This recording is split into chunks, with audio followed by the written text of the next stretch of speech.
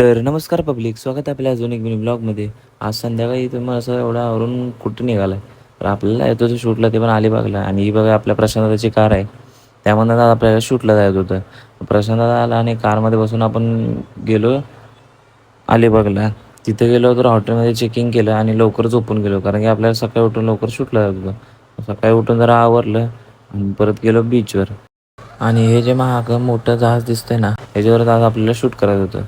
आणि तुम्ही बघू शकता फोटोग्राफरचं कष्ट भाई, फोटोसाठी आम्हाला काय काय करावं लागतं.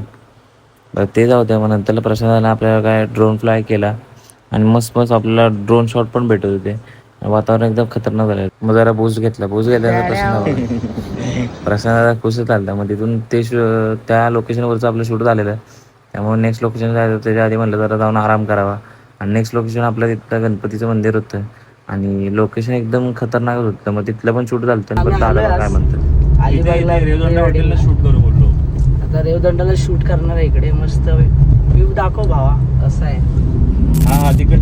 आणि खरंच खूप लोकेशन एकदम खतरनाकच होतं तिकडचं रेवदंडा बीचचं. आणि जर तुम्ही कधी अलिबागला गेलं तर भक्ती ज्यूस सेंटरला व्हिजिट करायचं बिलकुल विसरू नका. आणि आपलं हे आज शेवटचं लोकेशन होतं संध्याकाळी.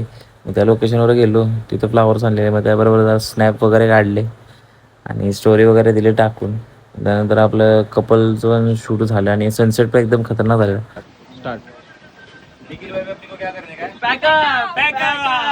मग तिथून पॅकअप केलं आणि निघालो घरी. तर भेटूया नेक्स्ट ब्लॉगमध्ये. तर अशा मी ब्लॉगसाठी आपल्या मला फॉलो करून घ्या.